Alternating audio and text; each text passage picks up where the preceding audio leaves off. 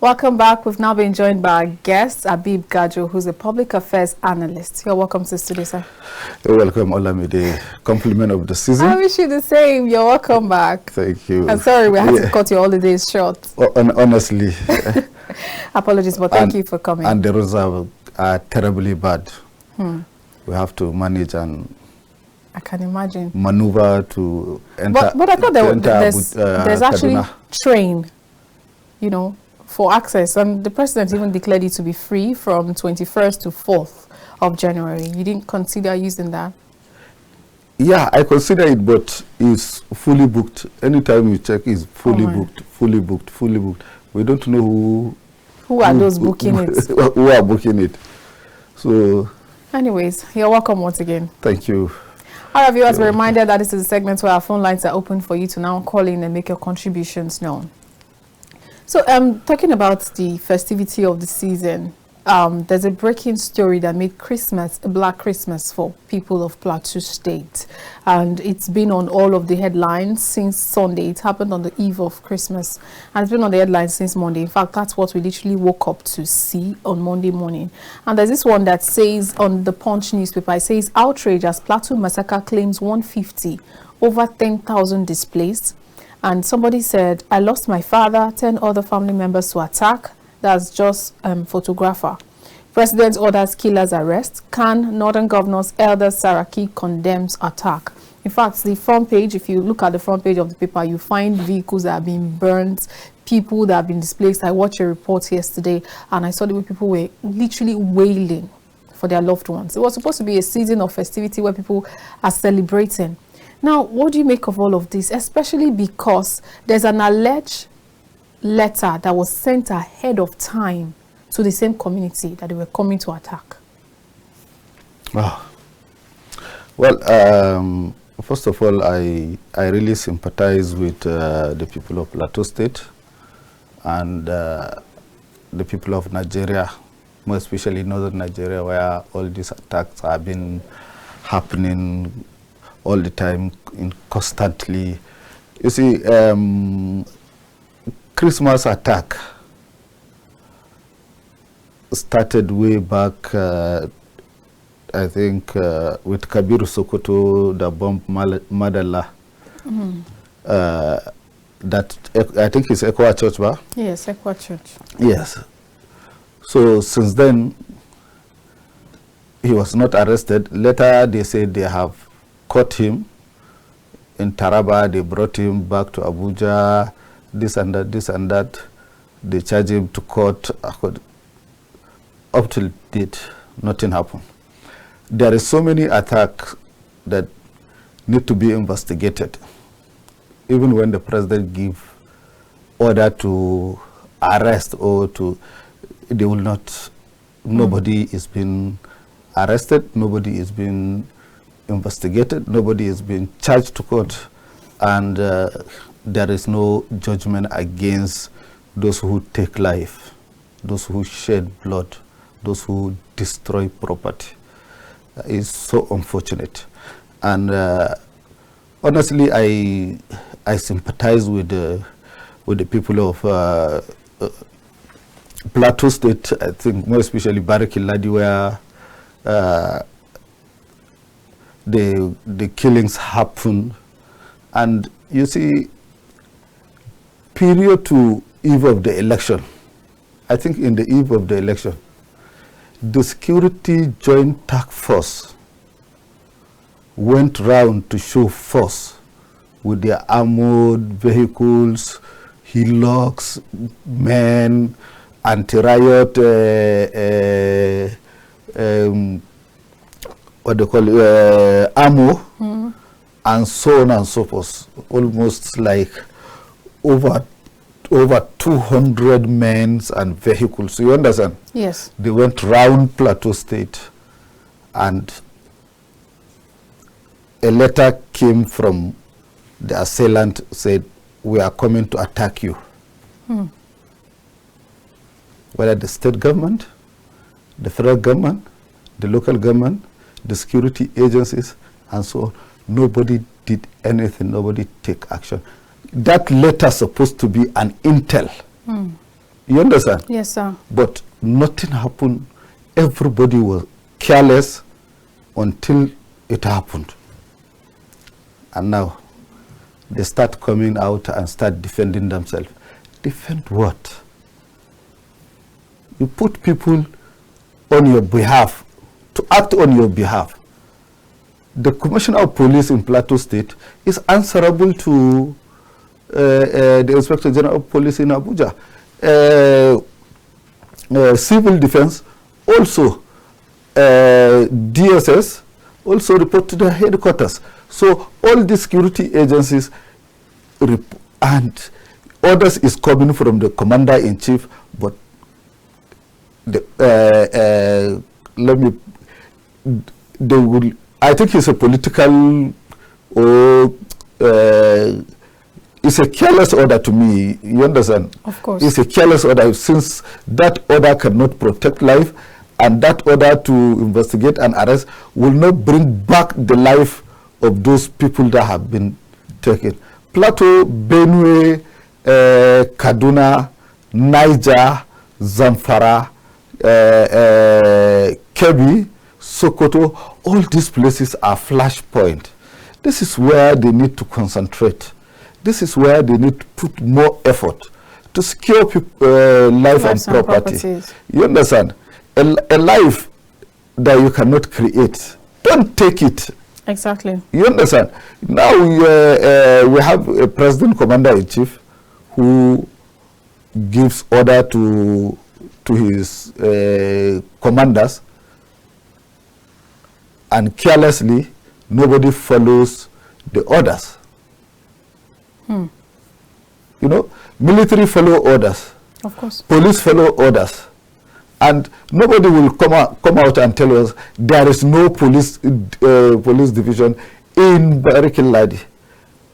You understand? And Bokos. And Bokos. So where is the intelligence report? And what really happened? Why they did not respond to that call, that letter?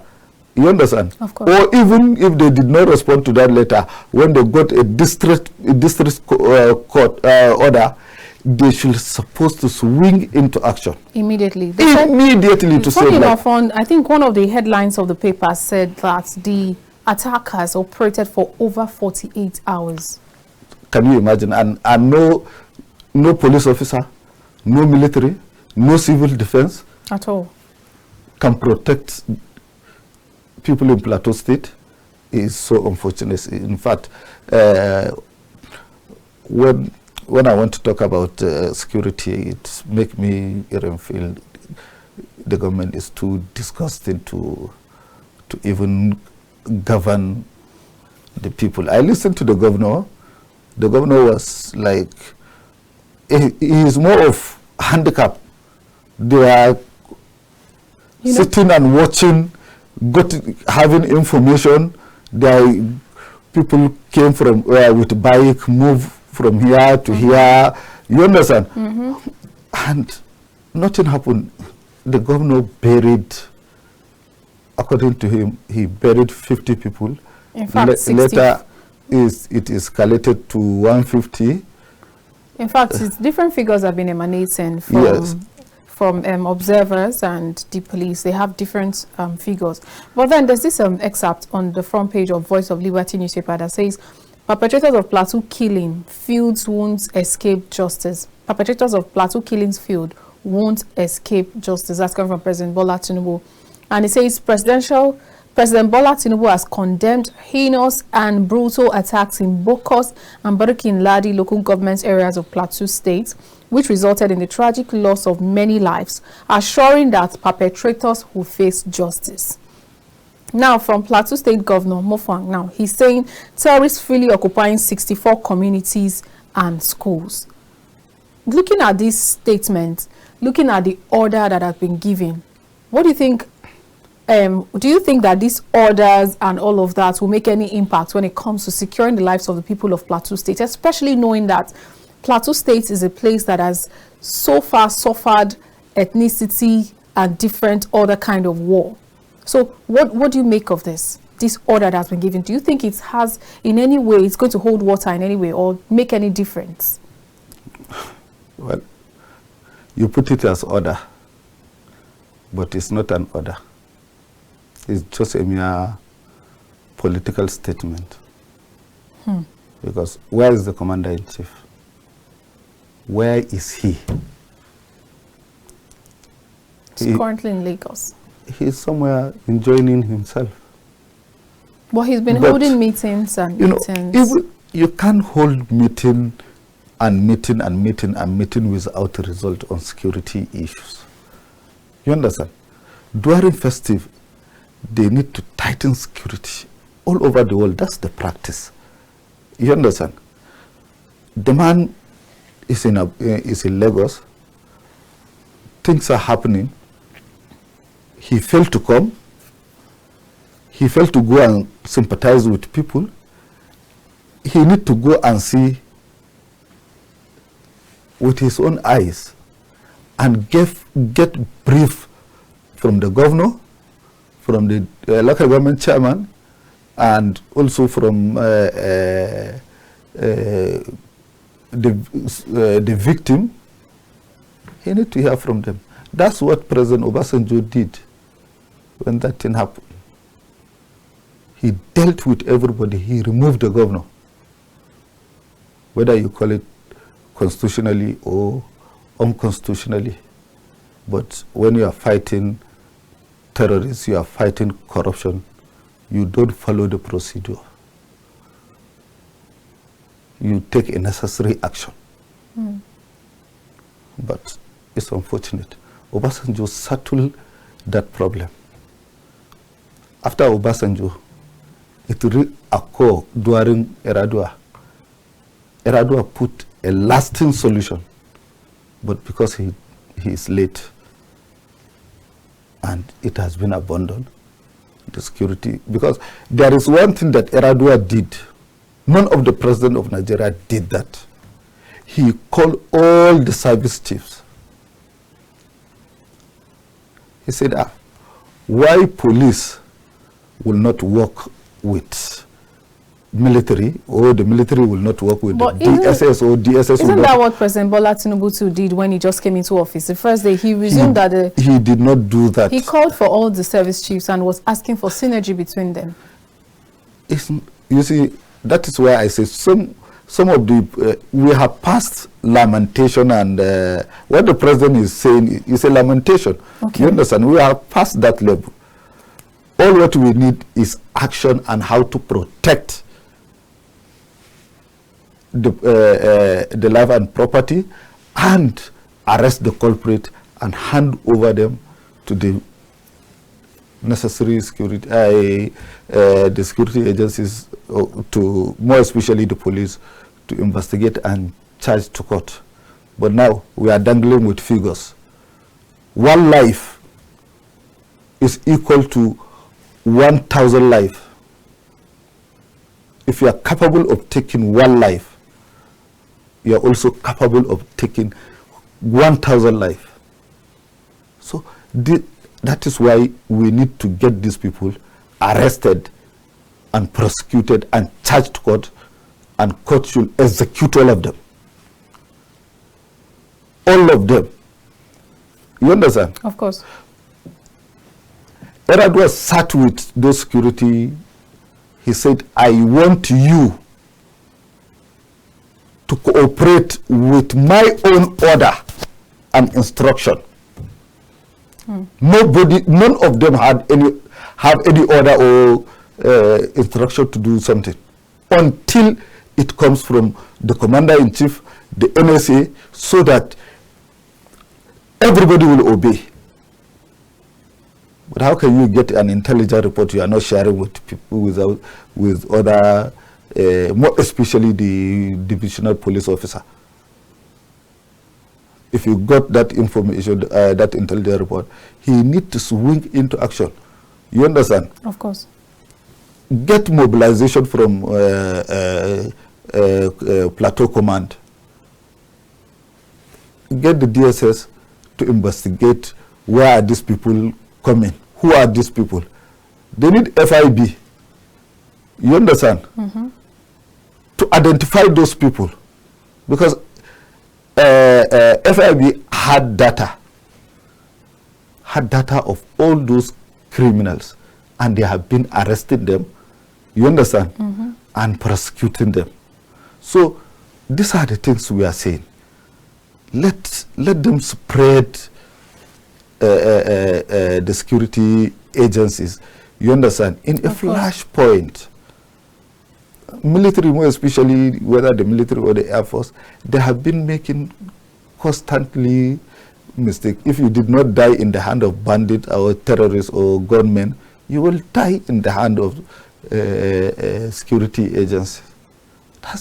It's so pathetic. It's sad. You know, talking about security challenges so far, the president has been on board for the last 7 months. And I think I heard some persons stating that part of the reasons that brought about the APC administration was because they felt like the PDP during Goodluck Jonathan's regime was not doing enough when it comes to security issues in Nigeria. But since they've even come on board, it has become even worse. What's your opinion of that? That is why I said they should stop lamentation. If they want to work, let them work. If they are not ready to work, let them leave the place. So that those who are ready to do it can do it. Talking about working, do you really think they are not working, or there are some persons that are actually sabotaging the efforts of the federal government? Do you know who sabotaged the effort of the federal government? No. It must be an insider. That is why I said they are not ready. When they came to power, we had all what they said about the former President Jonathan. Buhari messed up everything. In fact, he even double-crossed everybody, all the former Nigerian president. He handed over to Tinubu, and Tinubu said he's going to continue from where he stopped. We had them saying the government of Buhari embezzled the money, stole so amount of money, and so on. We have from the National Security Advisor, you understand? Of course. Saying all these things. We had from Senator Adam Oshomole, they inherited bad government, and so on and so on. So you can't be lamenting. This is your party. People elected you not to lament. People elected you not to talk. People elected you to protect their life and property. That's a number one priority, or a number one in Nigerian constitution. The responsibility of the president, commander-in-chief, is to protect life and property. Okay, so at this point now, what do you think? Now, the killings in Plateau State. In fact, it's not just in Plateau. There are killings in Katsina, there are killings in Sokoto.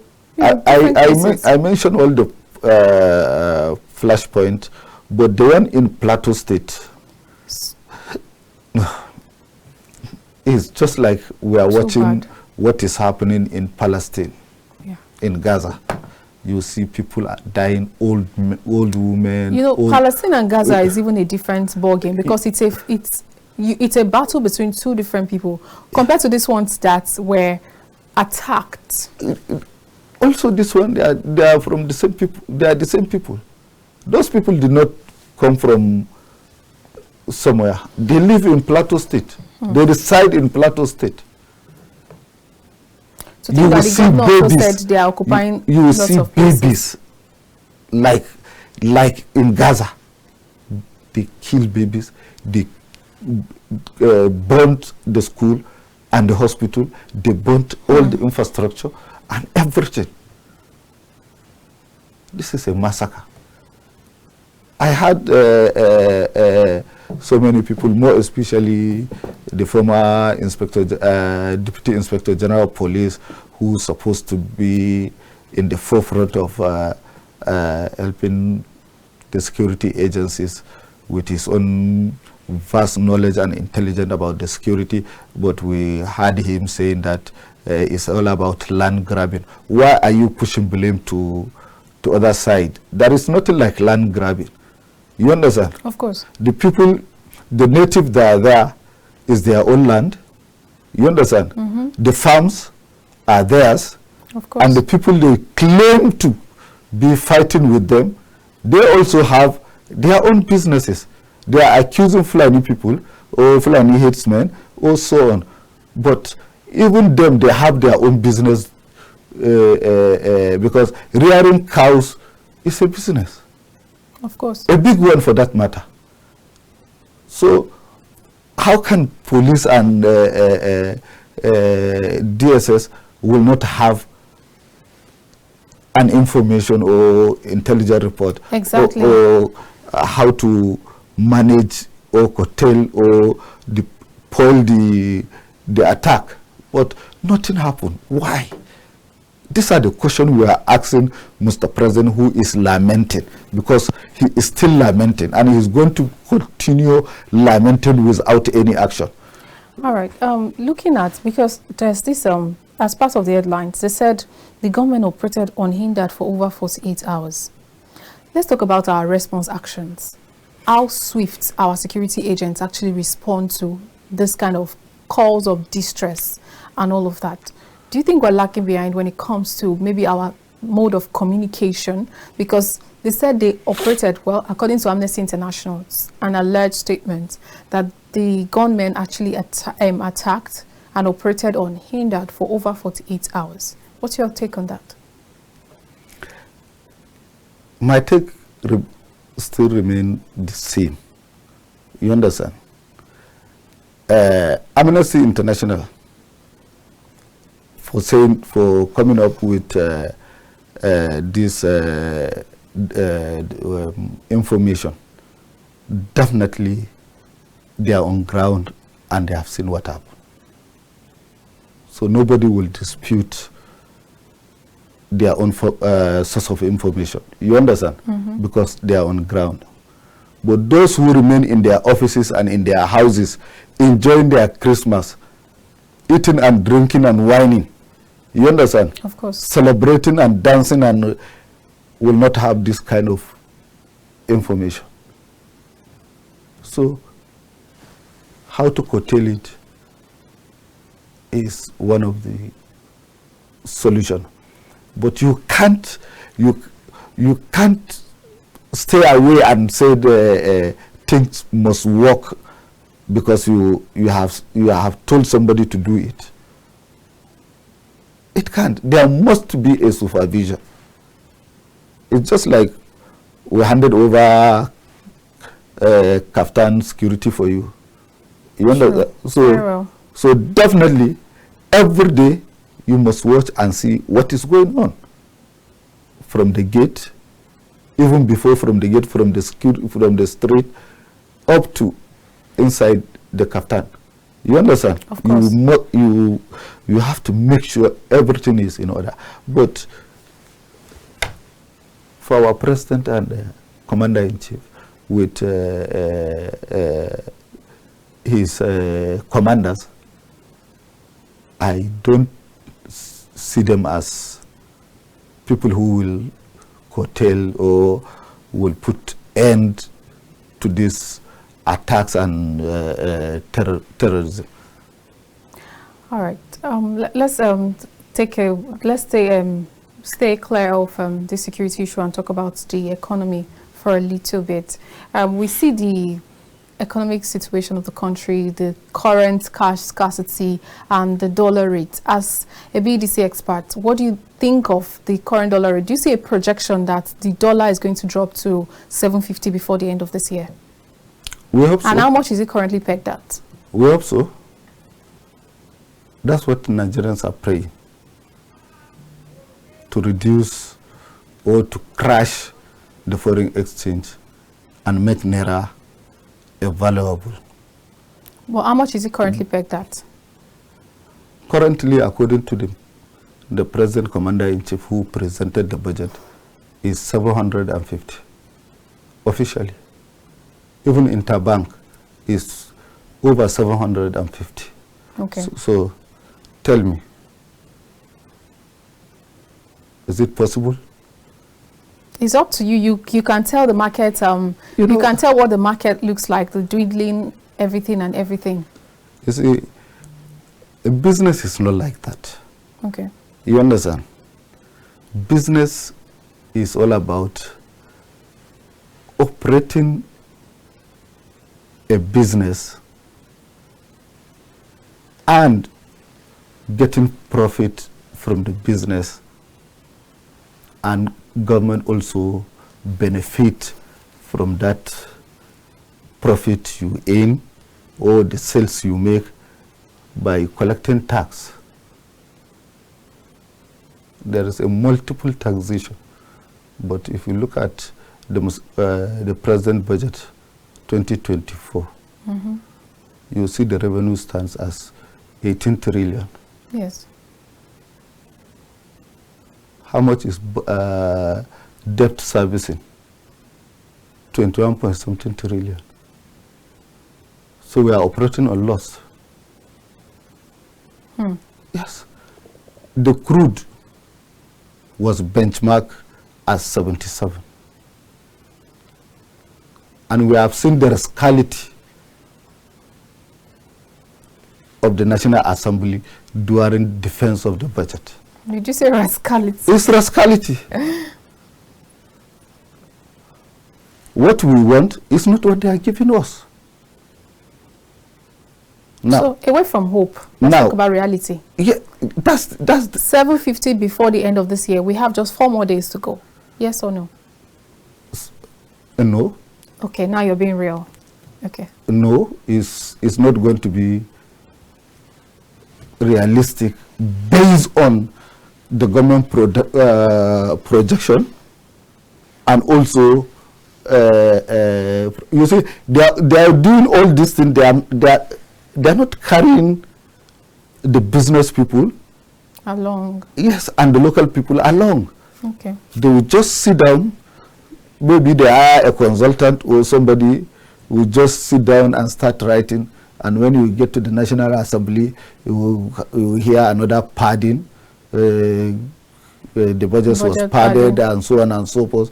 At the end of it, the budget that is supposed to be 24 trillion as will skyrocket to 27 or 28 trillion. This is what is going to happen. It will come. We will see it. They will add their own. Even if they did not add their own, they will do something behind the camera.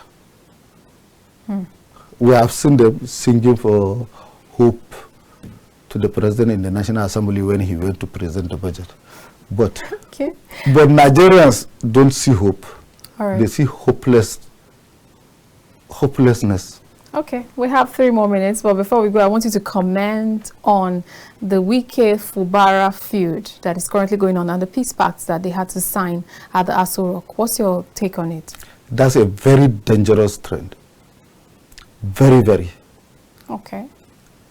You see, that this is the beginning of the destruction of the political system in Plateau, in River State. How can a president intervene in a matter that is before the court? You see, when we are accusing judiciary and saying so many things about judiciary, they didn't take us serious. The president called Wike and Fubara and settled the matter and wrote what we don't understand. People that have defected, you said they should withdraw their impeachment so that they will go back to the National State Assembly.